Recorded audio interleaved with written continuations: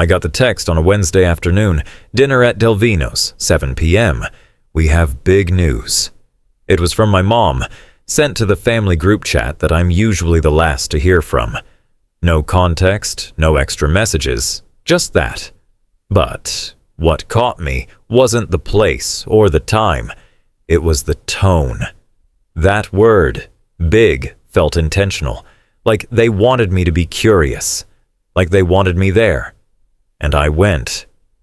Because no matter how distant things have felt lately, they're still my family, right?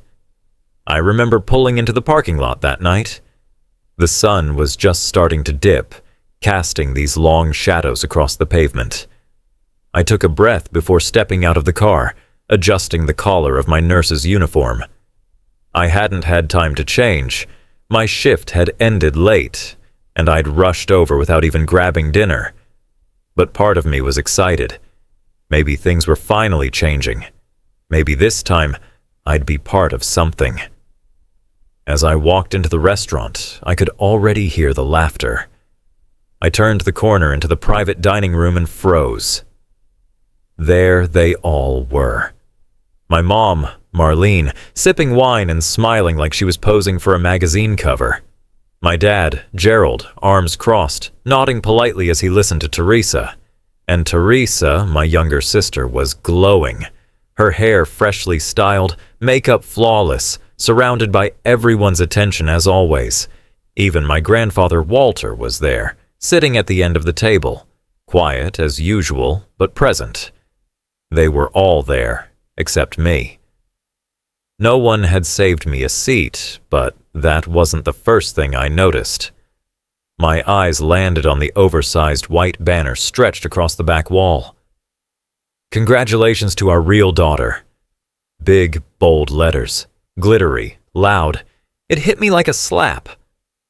I stood there, trying to make sense of it. No one looked shocked to see me. No one apologized. My mom raised her glass casually and said, "Oh good, you made it. We've already started." Teresa looked me up and down and smirked. Didn't have time to change. I nodded stiffly and forced a smile. Got off work late. There was a weird kind of silence after that. Not awkward, comfortable. For them. Like I was the guest, not the son. Like this wasn't for me at all. A waiter came by and slid a spare chair to the edge of the table for me. No one moved to make room. I sat there quietly, trying to shrink myself small enough to disappear. That's when my mother lifted her glass again. To Teresa, she said with a proud, dramatic smile. Our real daughter. We finally have something to celebrate. Everyone clinked their glasses, except me. I stared down at the tablecloth, unsure if I'd misheard. Real daughter? Teresa laughed. Okay, I'll explain, she said like she was telling a joke. She leaned in with a gleam in her eye. I did one of those DNA kits. It turns out I'm not adopted. I'm actually your biological child. Mom and Dad thought they had me through surrogacy, but I'm theirs. Fully, completely theirs. People cheered like it was a gender reveal party. Gerald wiped away an emotional tear. My mom placed her hand over her heart. I blinked, trying to keep my voice steady. Wait, what does that mean about me? The table quieted for a second. Then Marlene gave the smallest shrug. Well, honey, you were part of the same process. It was complicated. We were young. Mistakes happen. Laughter rose again, louder this time. I sat there, suddenly cold in a room full of warmth I wasn't invited into. And just when I thought I couldn't feel smaller, the waiter came back. He walked over to me, not anyone else, and handed me a small sealed envelope. The owner asked me to give this to you, he said. Everyone at the table turned to look. I looked down at the envelope. My name was handwritten across the front. Just my name. And in that moment, everything shifted. I wasn't born into this family, at least not in the way most people are. But growing up, No one ever said anything different. My parents, Marlene and Gerald, had always been distant, but they called me their son. They gave me their last name. I called them Mom and Dad. They fed me, clothed me, sent me to school. From the outside, we looked like any other middle-class American family. But inside our house, it always felt like something was missing, something I could never name out loud. Teresa, my younger sister, was everything they ever wanted. From the moment she could walk, she was the center of every conversation, every holiday, every picture frame on the wall. She was their golden girl. Blonde curls, pageant smile, straight A's with half the effort. And me? I was the one who remembered to take out the trash, the one who sat in the back seat during vacation so Teresa could have the window, the one who always made my own birthday cake because Mom ran out of time. I don't remember the last time either of them told me they were proud of me. Not when I got into nursing school, not when I stayed up 36 hours during the COVID crisis, not even when I paid off my student loans by working double shifts every weekend. But I didn't complain. I thought maybe that was just how families worked. Maybe love didn't always look like hugs or applause. Maybe being the responsible one meant you didn't get a spotlight. And despite all the little cracks, I stayed close. I called on birthdays. I offered rides to the airport. I showed up to Christmas with gifts even when no one thought to get me one. I never missed a dinner invite because deep down I kept hoping this time would be different.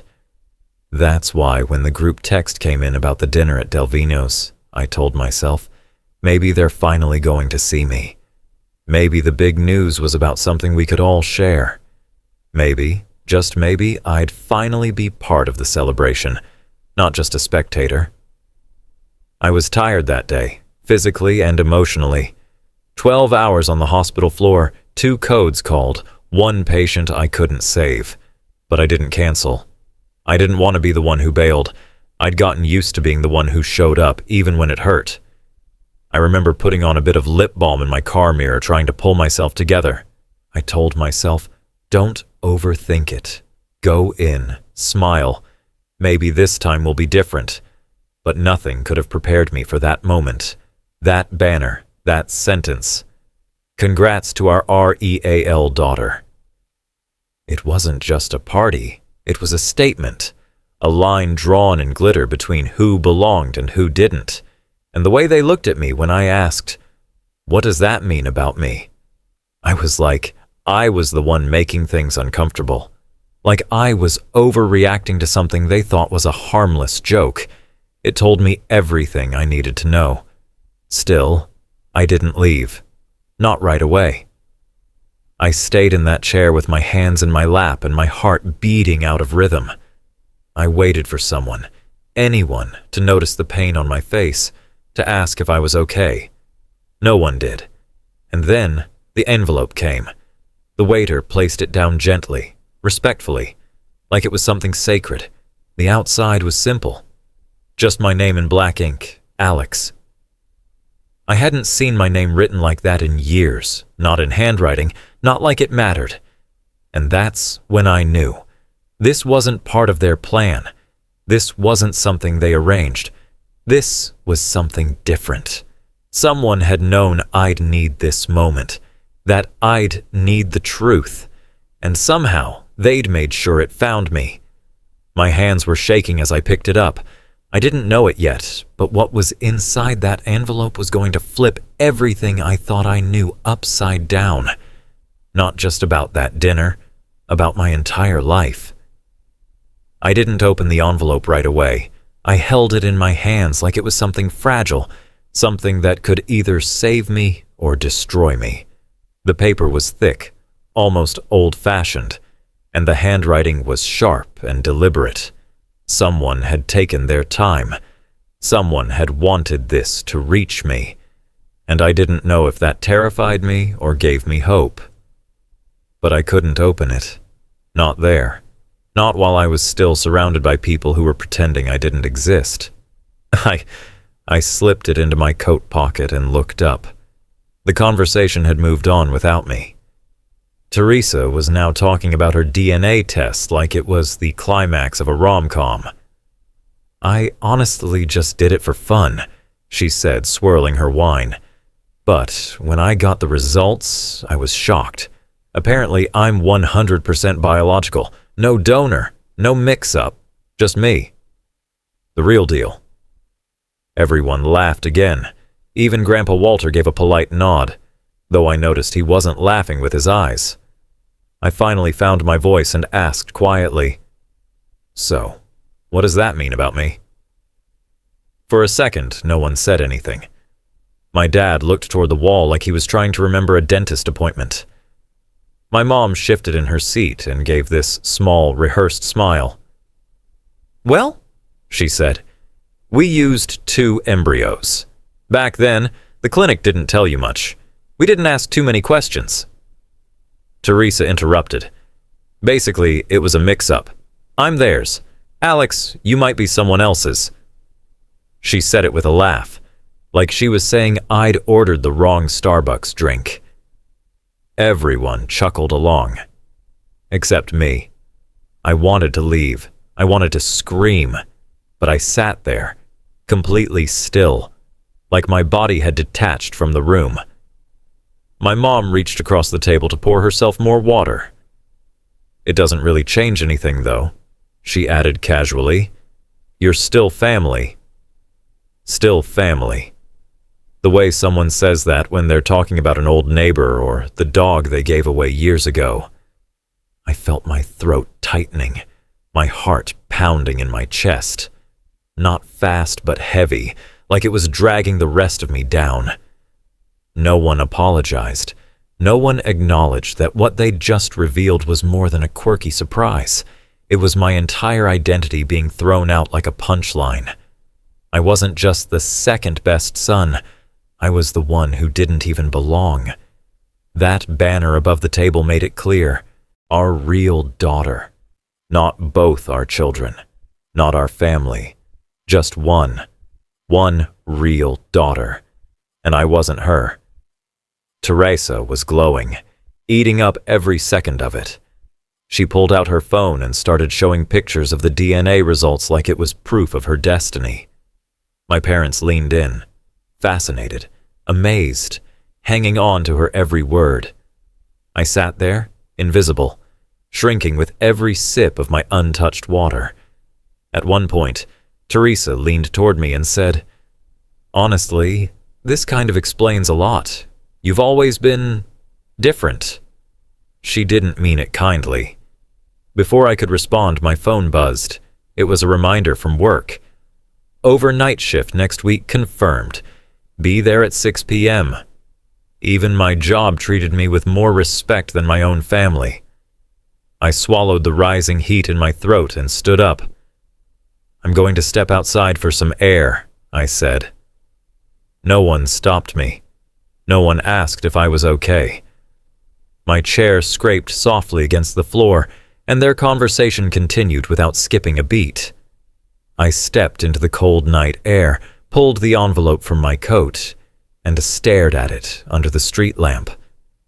I was shaking, not just from the cold, but from the realization that I had never truly been part of that table. Not when I was 5, not when I was 15, not tonight. And somewhere inside that envelope, I had a feeling I was about to find out why. I stood outside that restaurant like the ground beneath me wasn't real anymore. The laughter from inside kept spilling through the window, soft clinks of glasses, familiar voices, stories told for the 50th time. If you didn't know better, you'd think it was just another family gathering, just another ordinary dinner. But something had split wide open inside me, and all I could hear was the sound of paper unfolding in my hands. The envelope was warm now from how long I'd held it. My name, Alex, still staring back at me like it belonged to someone else. For a second, I thought about not reading it. Maybe it would be easier to walk away from it all and just carry the not knowing. But I'd spent most of my life doing exactly that, quietly swallowing things that didn't make sense, excusing the cold looks, pretending their love felt like enough. I was done pretending. So I tore open the seal. Inside was a single folded sheet of paper. The handwriting stopped me cold. Slanted, elegant cursive. Familiar in a way I couldn't place at first. Then, it hit me.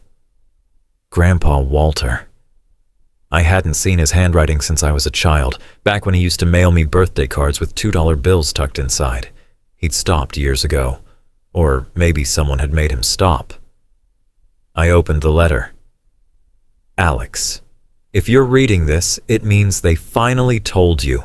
Or maybe they told you just enough to hurt you, not enough to explain. I've waited years for this moment. There's something I've needed to say for a long time, but I was asked not to. And I kept that promise. Until now. I could barely breathe. You were never supposed to end up with them. Your mother, your real mother, was my daughter's best friend. Her name was Camilla Cardenas. She was strong, fierce, kind. She wanted you more than anything, but she died in a car accident when you were just a baby. No one talks about her anymore. They buried her memory to protect themselves. Not you. I felt my knees give. I sat down on the stone bench near the sidewalk. The letter trembled in my hands. Camilla. My mother had a name I'd never heard, a name they'd never once spoken. After the accident, Marlene stepped in. She offered to take you in. She said it was the only way to keep you safe and cared for. At the time, I believed her. She was my daughter. I wanted to trust her. But the truth is, she didn't take you out of love. She took you out of guilt and pride. She didn't want to raise her best friend's child. She wanted to erase her. I tried, Alex. I tried to keep you close. But Marlene didn't want me involved. She said I confused things. She said it was better for you if you just moved on.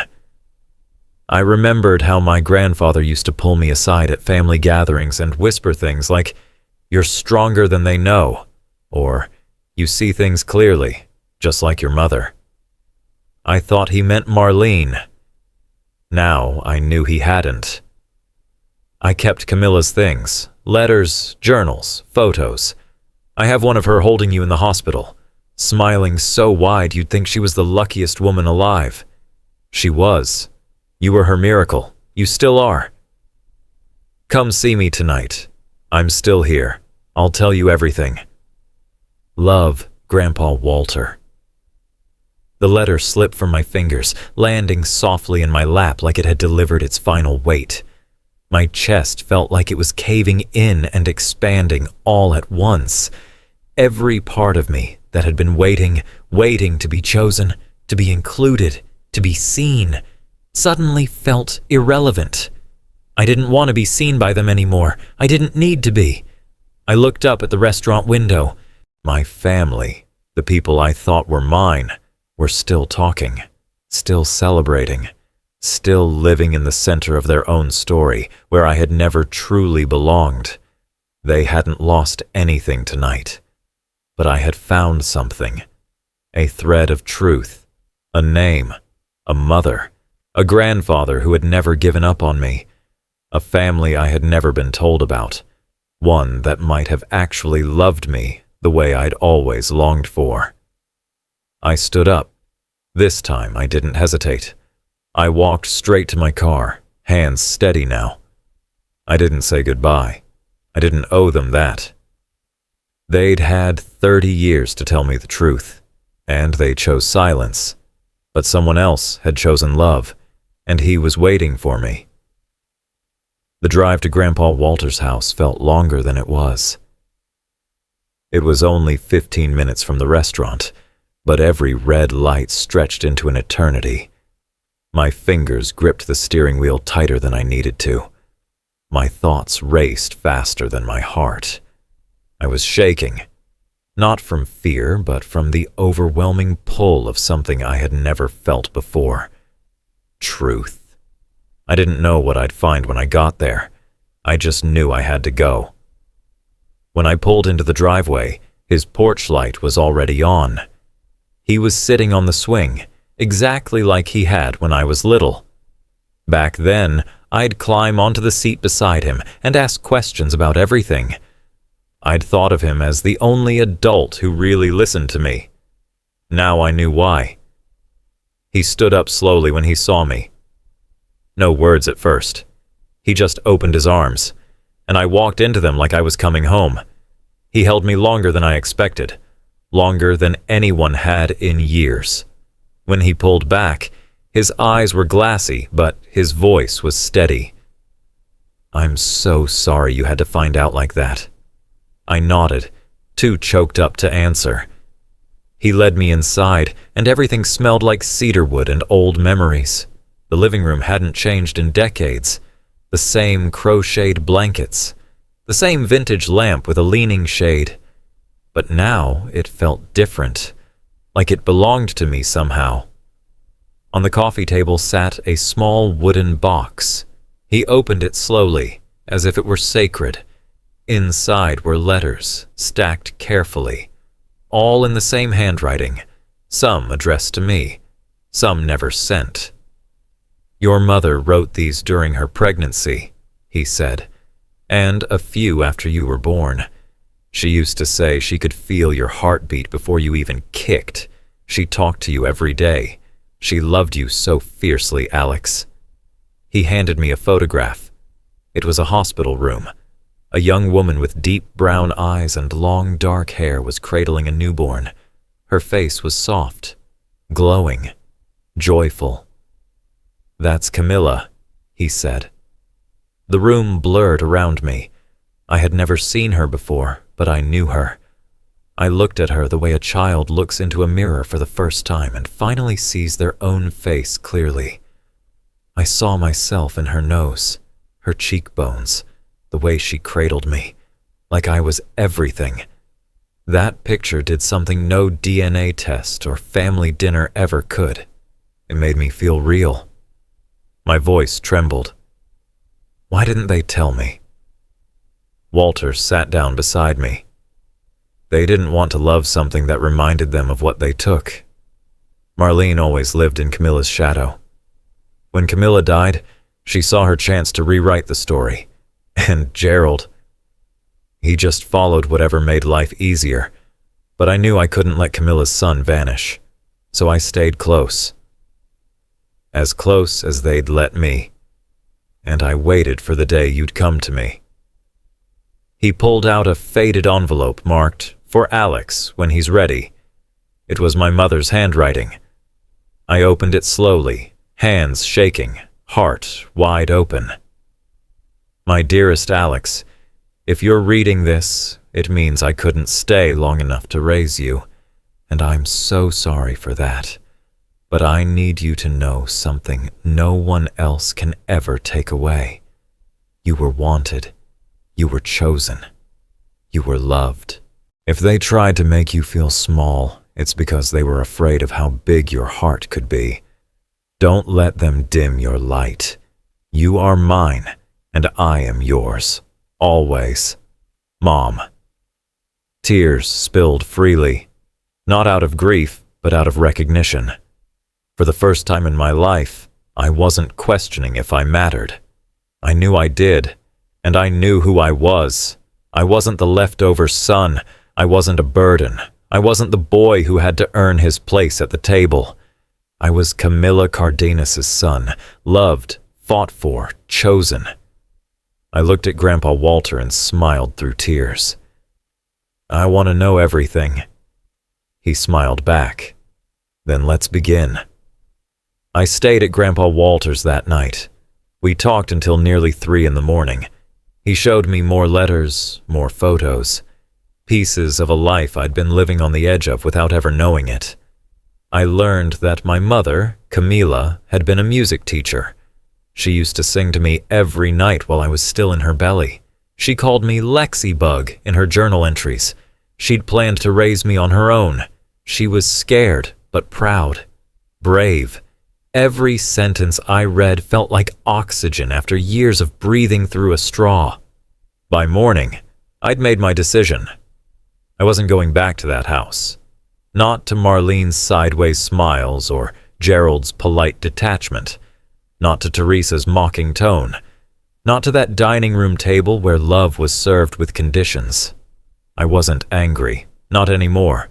I was done waiting for them to change. Done trying to fit into a space that was never built for me. Instead, I chose myself. A few days later, I filed a petition to legally change my name. Alex Cardenas. The first time I said it aloud at the courthouse, I felt something settle inside me. Like a puzzle piece finally clicking into place. My real name. My mother's name. My truth. I moved into Walter's guest room temporarily. The walls are covered with photos of Camilla and her students, her violin hanging by the door. I've picked up a few of her songs, soft lullabies I play on a keyboard I bought for the house. Music feels like a language we've been speaking across time. And in the middle of it all, I kept working. Nursing doesn't stop even when your world shatters and rebuilds itself, but I work differently now. I smile more. I listen closer. I've started mentoring new students.